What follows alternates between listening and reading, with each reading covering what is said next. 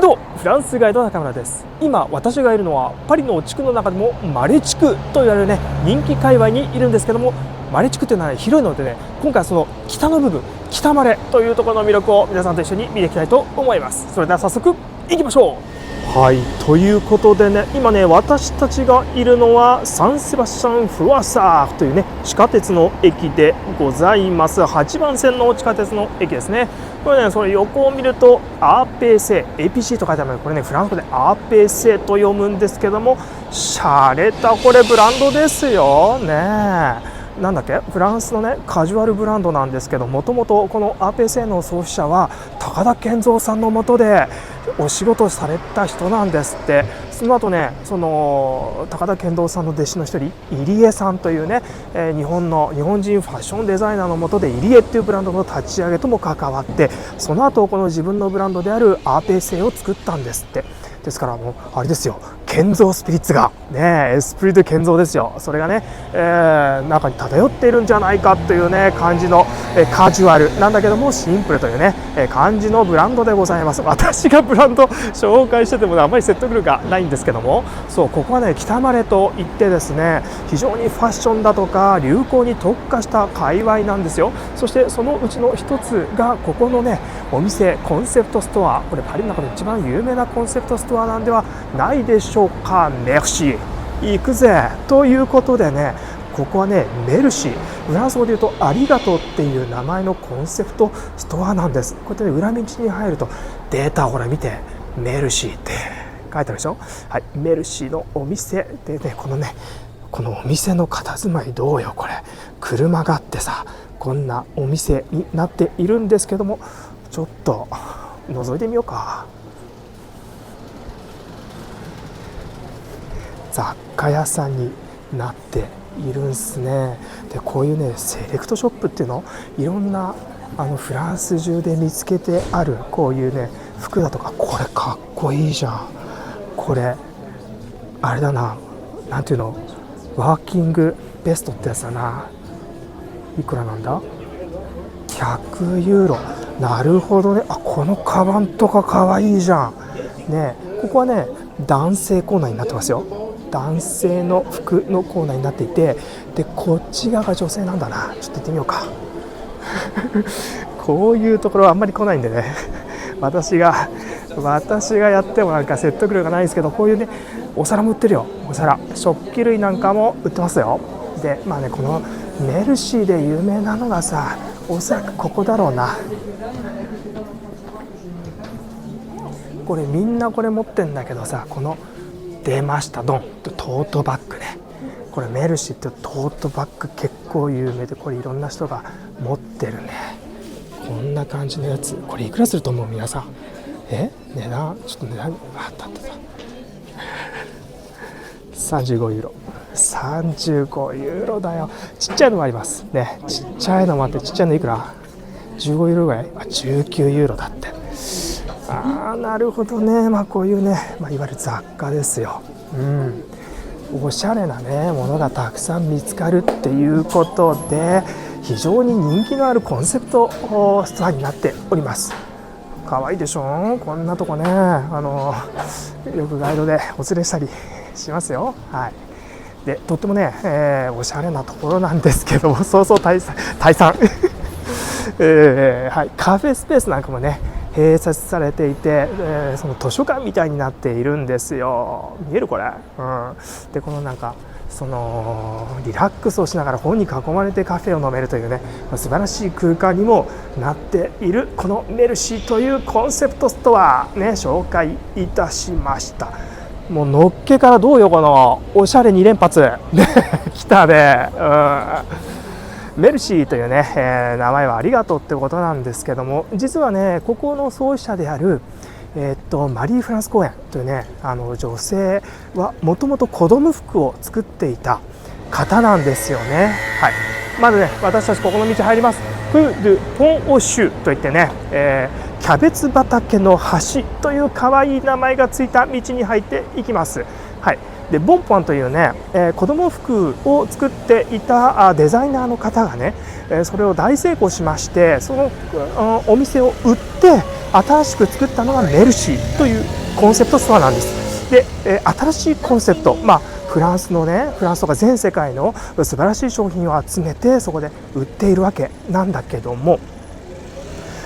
本当に全く新しいコンセプト、それはね、売り上げの一部をマダガスカルの貧しい子どもたち、女性たちのために捧げるっていうことをねやってるお店なんですよ。ですから売り上げでね、マダガスカルの子どもたちが学校とか作ってね、そこで勉強できたりしてるんです。でここもねちょっと紹介しようか。ここねラフイユというこれ革製品屋さんなんですけど、素敵なカバンがいっぱいあるんだよね。これがね大きさによって違うのか、129ユーロからですよ。そしてリュックサックかっこいいでしょう。めちゃくちゃかっこいいリュックサックなんですけど、これが389ユーロか。全部これね職人さんが中にいますけども、工房のようなところになっていて手作りで全部作っております。かわいいね。こんなねポーチなんかもあります。345ユーロ、結構な値段しますけども、やっぱ手作りで全部作ってるってことはこれぐらいの値段がしてもおかしくないよね。ということでね、ここはコンセプトストアだとかアーペーセのような非常にフランスで人気のカジュアルブランドもあるんだけども、職人さんのお店なんかもあるわけで、ここはねあれよ、真鍮屋さん今女子高生たちが前を通って姿勢を低くして通ってくれましたけども、これ真鍮屋さんでなんかこういうさ金属加工のお店なんだろうねでほらこういうのもそうよ。こういう金属でうちはこういうチェスみたいなものを作れますよとか、こういうなんか加工もできますよってことなんだろうね。これマレ地区というところはね、ただおしゃれな界隈ではなく、一番初めはねここは貴族の邸宅なんかがたくさん建っていた界隈なんですよ。でなんでねそういう邸宅があったかなんていう話も後々していきたいんですけども、もしかしたらしないかもしれないけどね、忘れちゃって、そういうところなんだけども、職人さん、19世紀後半から産業革命があって、フランス革命の後ですね、そういった時のね職人さんがたくさんこの辺にいたという、そういう界隈でもあるんです。見てください、ここにわかるこれ何これブーツ、ブーツでね、ここはコルドネリって書いてあって、これ靴を直すお店なんですけど、これねかつては靴修理屋さんだったんだろうね、けど今ねそこがねそのままこういう内部だけ変わってカフェになっております。あんまり映ってないかもしれないけども、そんな感じですよね。いろんなねカフェだとかおしゃれなところが尽きないんですけども、残念、ここね現在ねちょっと休憩中に入ってしまって、今夕方なんだよ中途半端な時間だでね、ちょっと閉まっているんですけど、ここねポントシュと言いまして、もともと撮ったね映像ちょっとかぶしておきますけども、ここね日本のカレーが食べられるというね超おすすめのカレー屋さんなんですよ。めちゃくちゃ美味しい。もうね日本のカレー恋しくなったらここ、自分でもねカレーのルー売ってますから、作れるんですけど、やっぱねプロが作った日本のカレー違うね。ということでね、ここ一番屋さんとかねC&C のカレーとかね恋しくなったらああいうところに行くという感じなんですね。ということで今チュレンヌ通りというところに入ってまいりました。かっこいい服あるよこれ、なんかねなんだっけ、ハリーポッターの服みたいじゃん。かっこいいよこれね。チェーンとか垂らしちゃっていいですね。ハリーポッターの世界なんですけど、こういうね服屋さんがあったり、あとここ見てください、ボーダーシャツの見えるボーダーシャツの看板があるんですけど、ここねアルモール・ルクスといって、これブルターニュのねカンペールという本当に端っこの町があるんですけど、ボーダーシャツの老舗ですよ。もともとねこのボーダーシャツってブルターニュの漁師さんとかね、あとはその後海軍なんかが使っていたので、フランス人といえばこのボーダーシャツっていう感じするでしょ。でほらピカソなんかもさこのボーダーシャツ着てドアの写真に写っていたりしたからね、フランスといえばこのボーダーシャツっていう感じなんですけども、ボーダーシャツを作っている老舗のメーカーなんかもあります。ということでね、職人さんもいて、そして、この老舗の服屋さんもあって、そしておしゃれなコンセプトストアなんかもあるっていうね、本当にそういう面白い地域がこのマレというところなんですけども、今度ねいっぱい出てくるのは、見てこれ、わかる？これ何なの？ギャラリーです。ギャラリーなんかもたくさん出てくるんですね。というのは、ここおしゃれ界隈なんだけども、アートの最先端でもあるんですよ。そしてアートの最先端を牽引する存在といえばこの人でしょう。ペロタンということで、ペロタンのギャラリーがここにあるんです。はい、行ってみよう。エマニュエル・ペロタンという人が作ったギャラリーなんでね、ギャラリーペロタンというんですけども、このね正面にあるのがペロタンのギャラリーです。今ねちょうどその展示会っていうの企画展をやっておりますので、いろんな人がねここに訪れておりますけども、このね18世紀の邸宅です。これ18世紀のもともとの邸宅が現在はペロタンのギャラリーになっております。そしてこのようなね、展示会をしているときはタダで入ることができるんです。ちょっとね芸術作品著作権的にどうなのかっていうかで、ちょっと窓からね覗くぐらいにしておきますが、なんかわかる？ああいう新しい芸術作品がありまして、エルムグリーン&ドラッグセットという人の作品だそうです。はい、素晴らしいね、現代美術という、はい、こんなねかつての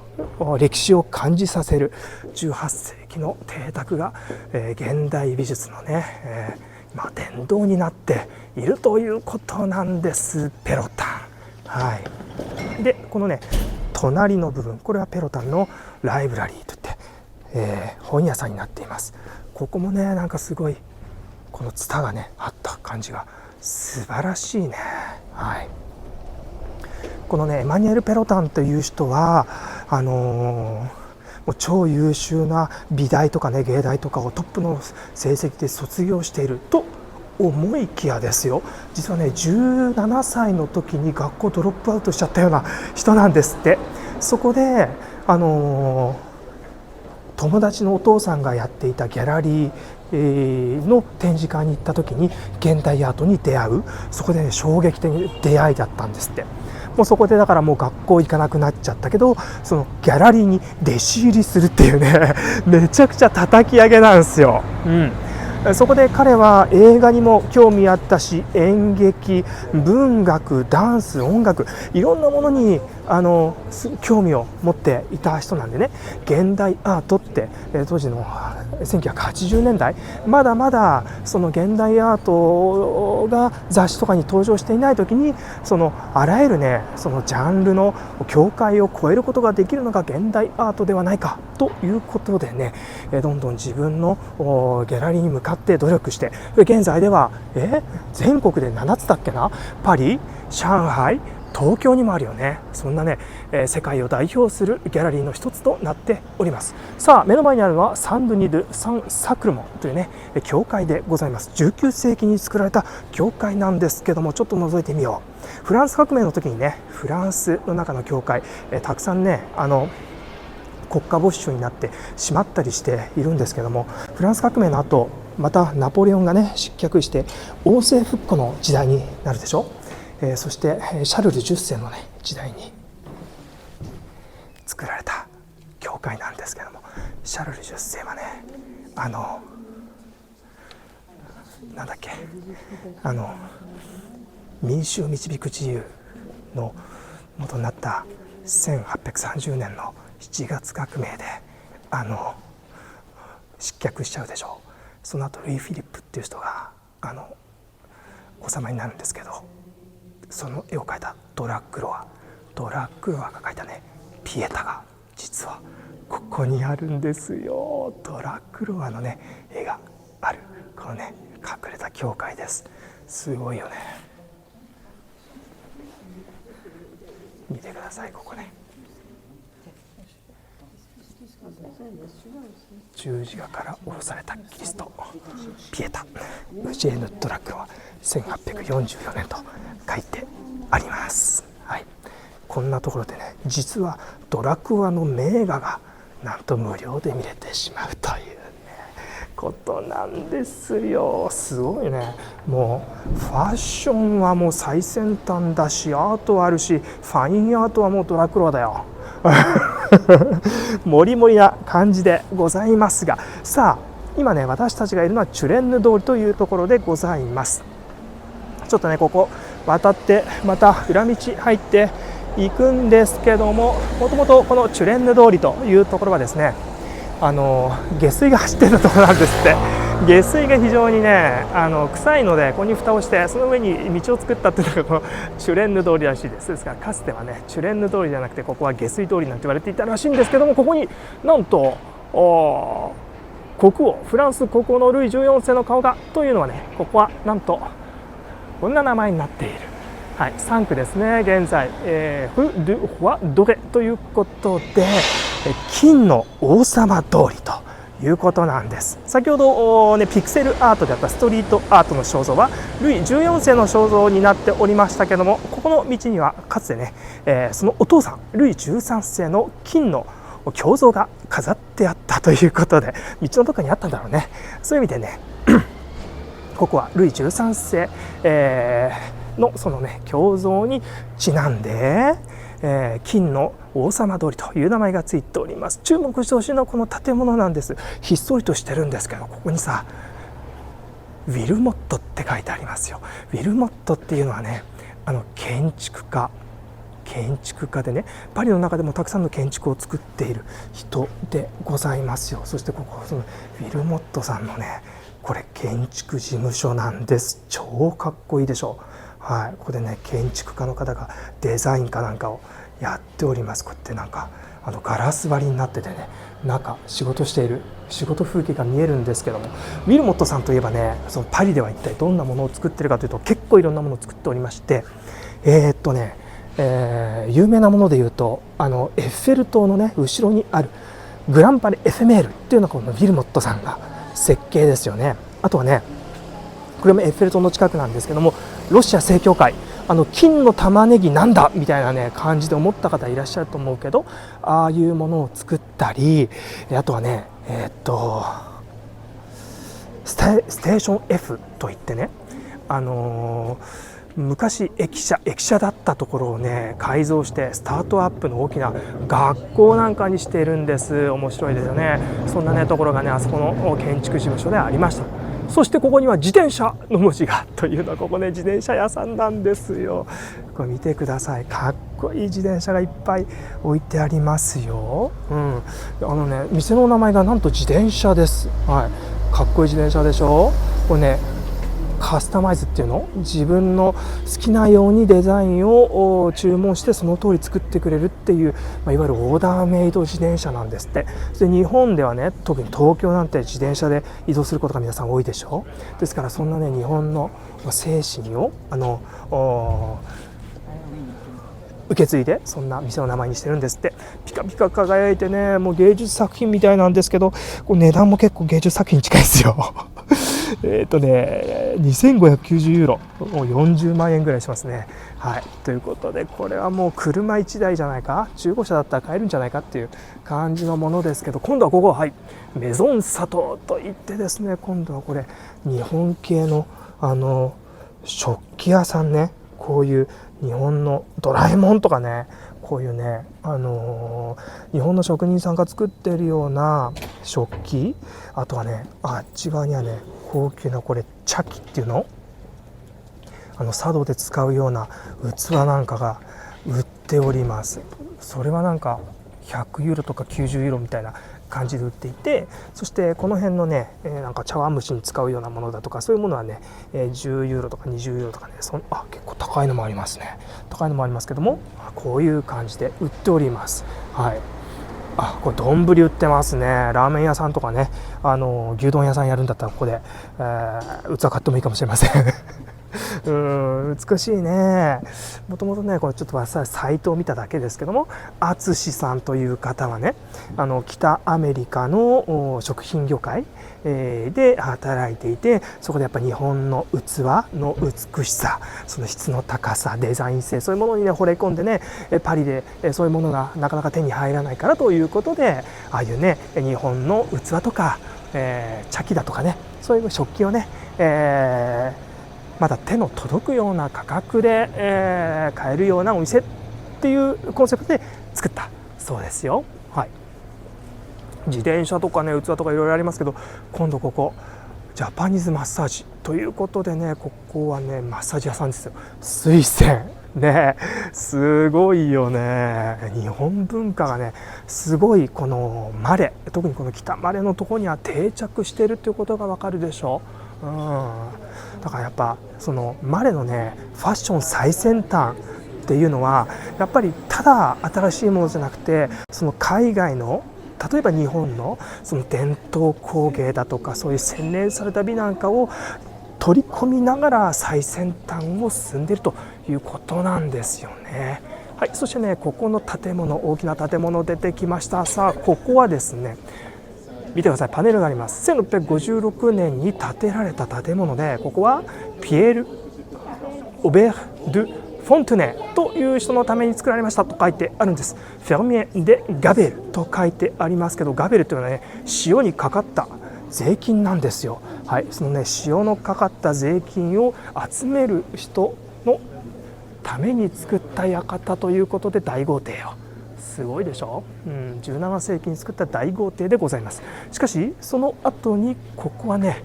その徴税人の館から1829年エコール・セントラル・デザール・エ・マニファクチュールって言ってね、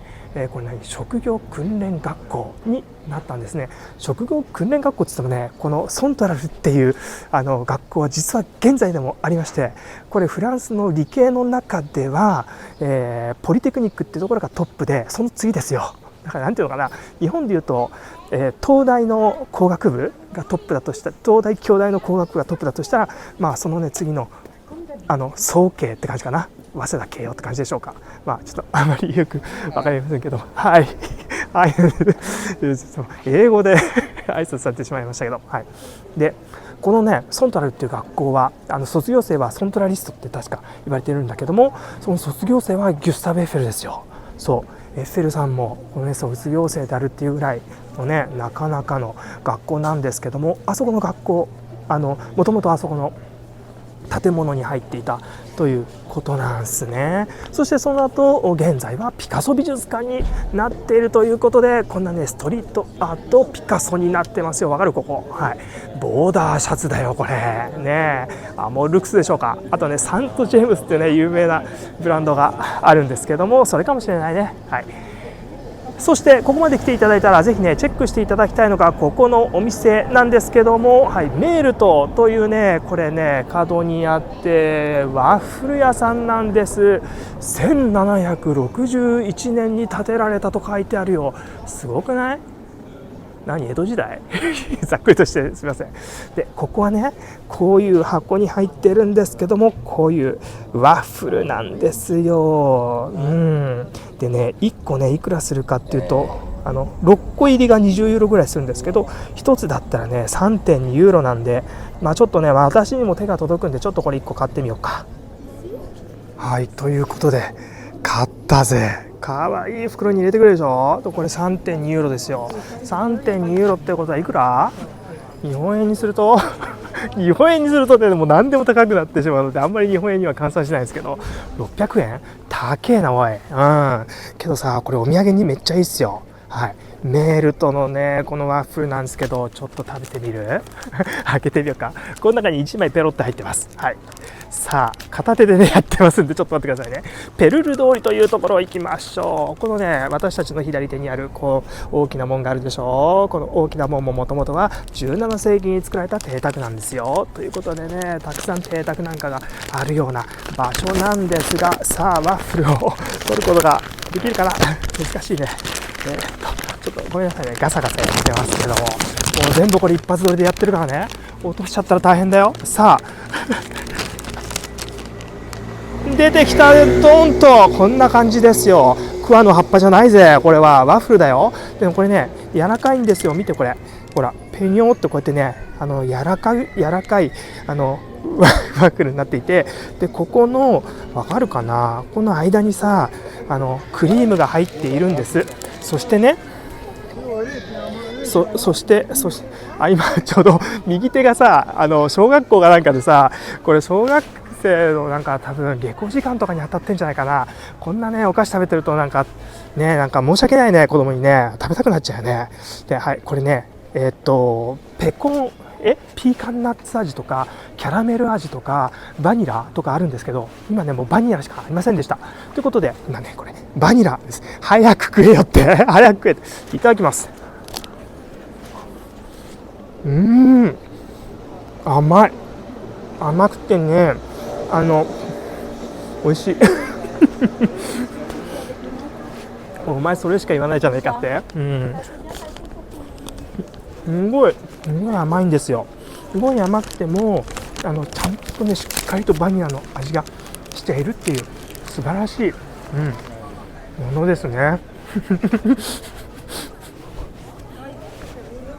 食レポはい、後で、ね、またゆっくり食べさせていただきます。メルトでございました。このお土産にもいいですよ。パリのものじゃないんですけど、リールのねリールという北フランスのものなんですけど、なかなかね美味しくておしゃれでなかなかいいと思います。ということでこれ目の前すげえ邸宅出てきたでしょう。この前はね公園になっていて、かつてはこの邸宅のお庭ね庭園だったわけなんですけども、はい、目の前に見えているのがこれがねピカソ美術館ですよ。先ほどはね正門のところから見たんだけども、ここからは後ろ側ね、豪華な建物の方が見えております。ピカソ美術館がなぜできたかっていうと、ピカソってスペイン人ですよね。けどフランスに来て彼有名になったのはフランスでしょ。そこでずっと彼はねフランスで制作を続けておりました。でピカソ美術館というのはスペインにもあるんですが、フランスでね彼は亡くなるんだけども、彼が亡くなった時にもう大成功しておりましたから、彼不動産何個も持っていて、そこ全部自分のアトリエにしていたんですよ。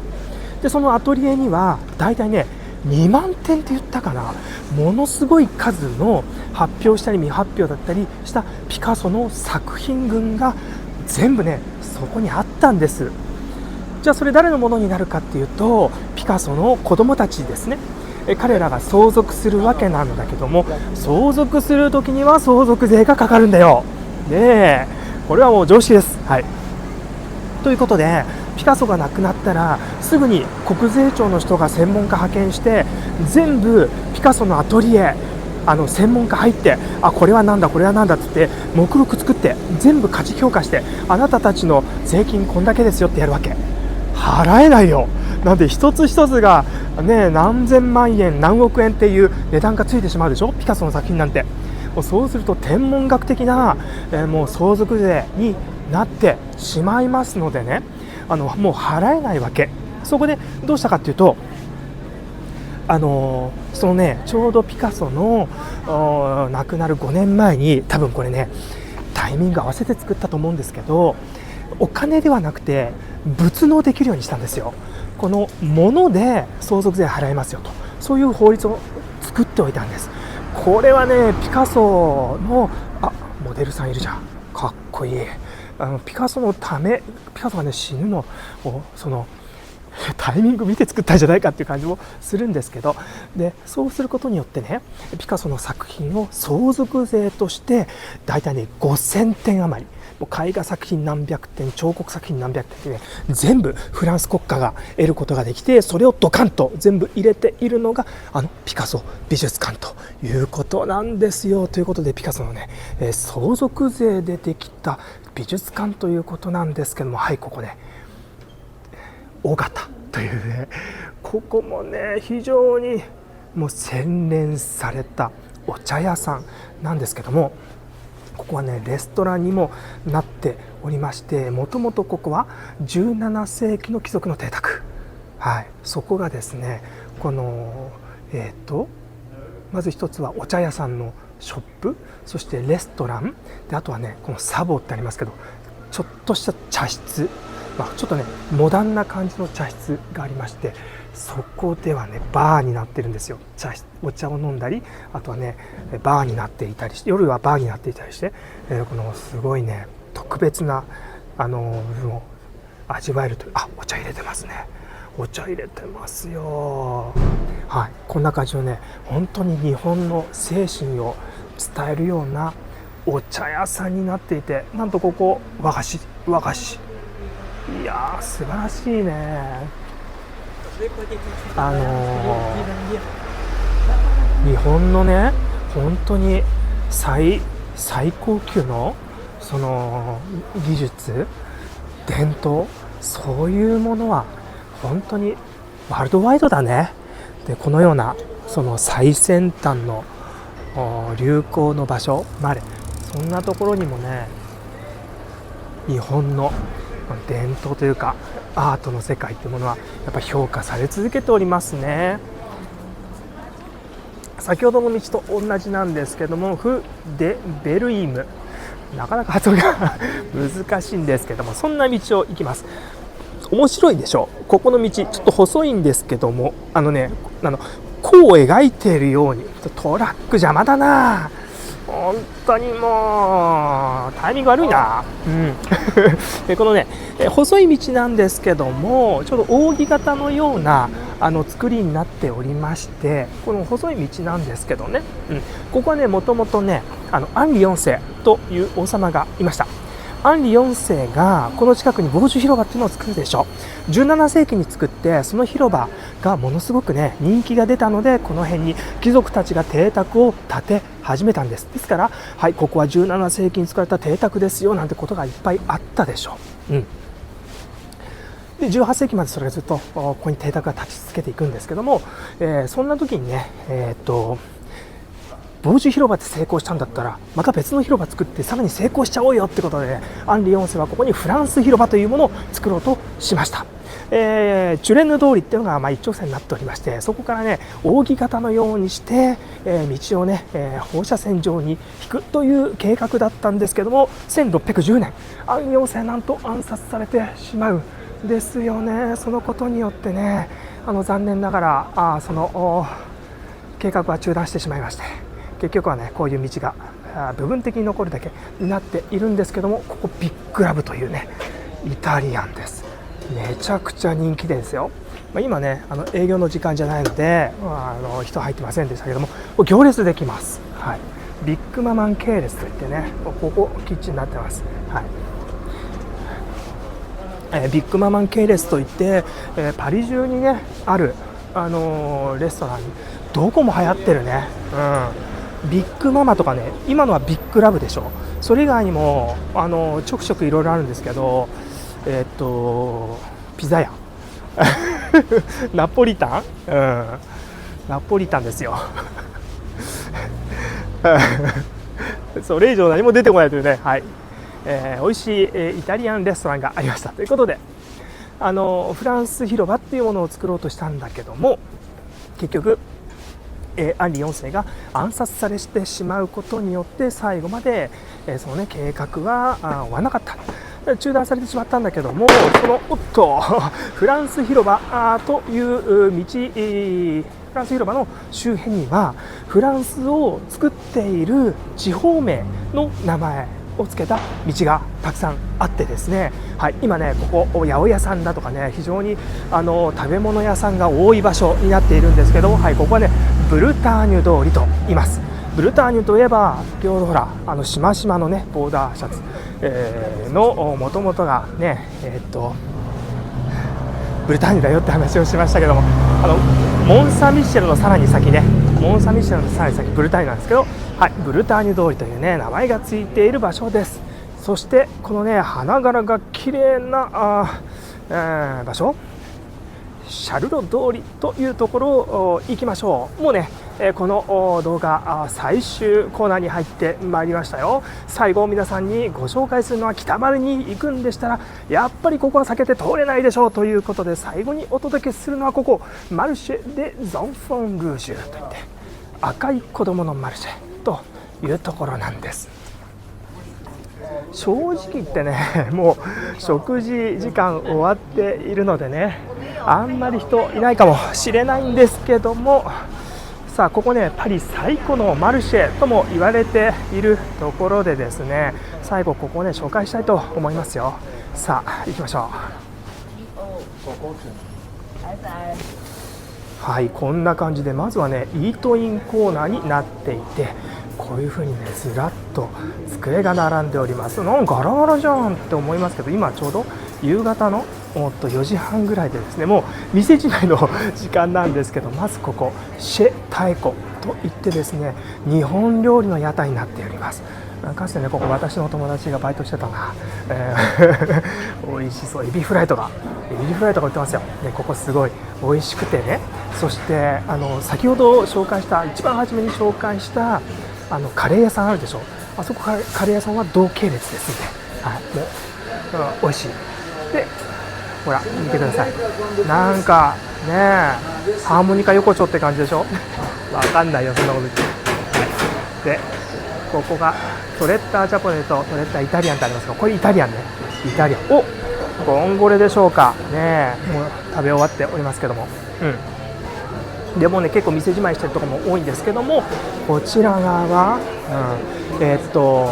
ワインなんかはねちょい飲みできるところで、ここはモロッコ、おゼリージュじゃん、ゼリージュ風のタイルがありますよ。何ゼリージュって思う方はなんだっけ、モスク見てね、私のモスクで、ほらここアラビア系のお菓子と、そして巨大なクスクスだ、はい、これはねタジンって言われる、なんか持つや蒸す専用のやつだよな。でここにはなんか美味しそうなお惣菜なんかもありますよ。おほらクスクスがあったり、ここにはブロシェット串焼きがあったりと、ここにはなんだろう、肉の塊、豚かな、けど豚イスラムだからないのかな、分かりませんがはい、そういう美味しそうなものがたくさんあります。でここはチーズ屋さんでしょ、チーズ屋さんも美味しそうなものがずらっと並んでいますよ。そしてこのね反対側は魚屋さんなんですけど、魚屋さんはねもうね店じまいですね。そして今度ここにはフルーツ屋さん、季節の野菜がずらりと並んでおりますが、秋の味覚といったらキノコなんかもあるよね。フルーツジュースなんかも頼めるんですね。僕の大好きなダットがありますよ。美味しそうだな。はい、ということでね、はい、こんなところでガラガラでしょ、ガラガラなんですけど、ここねもう本当にクスクスを並べた人がずらっとここに並びます。はい、ということでね、この北マレの最後といったら、締めといったらここでしょう。アンファンルージュのマルシェということでね、今回の裏道散歩裏道散歩だったんだろうか果たして、はい、終了したいんですけど、おまけでさ、アンファンルージュのこういうところでね、ちょっと屋台風に食べてもいいんだけども、アンファンルージュというね名前の実はレストランがありまして、そこではね日本人シェフがやっている非常に美味しい場所があるんです。こんなねさらに裏道に入っていくよ。そうするとボース通りというところに行くんですけども、はい、ここにね赤い、ファッサードのお店が出てきましたけど、なんか今誕生日会かなんかやってるのかもしれないね。アンファンルージュというね場所、誕生日会やってるんだろうな、はい、場所なんですけども、はい、ここねいっぱいシールが貼ってあります。でここのね、はい、お店めちゃくちゃ美味しいです。日本人のシェフでね。でここはねオントレプラデセール3品で50ユーロか。そして月曜日っていろんな店が休むんですけど、ここね日曜日月曜日やってるんです。その代わり火曜日水曜日が休みっていうことでね、ちょっと気をつけてほしいんで、だから月曜日いろんな店がね休んでいる中でどうしようかな、美味しいフレンチやっぱり1回は食べたいなと思ってるだったらここおすすめです。そしてこのねレストランカードが可愛いんですよ。アンファンルージュって書いてあるでしょ。これね赤い子供っていう意味なんですけども、ここにほら絵があるじゃん。アンファンルージュ、この絵、子供が赤いマント着てるでしょ、全部赤になっておりますが、実はねこの界隈実は孤児院がありました。この古い界隈ですよ。ここもこのね近くに孤児院がありまして、そこの子どもたちは赤いマントを着ていたんですね。ということでこの界隈は赤いマントの子どもたちがいるアンファンルージュ、赤い子どもの界隈と言われるようになりまして、このねそんな歴史はこの地名の中に残っております。はい、ということでね、今回もこの北丸のね本当エッセンスのようなところをご紹介いたしましたが、いかがでしたかね。まあね、ちょっと時間がね夕方だったので、マルシェの本当に騒がしい活気のある姿っていうのはねお見せすることができませんでしたけども、ぜひ皆さんがパリにいらっしゃった時にはね、こんなマルシェとかね、あるいはいろんなギャラリーだとかいろんなところに顔をね見せて覗き込んでみて、またねパリの魅力を楽しんでいただけたらと思います。ということで、このねアンファンルージュのところから皆さんとはお別れしましょう。ありがとうございました。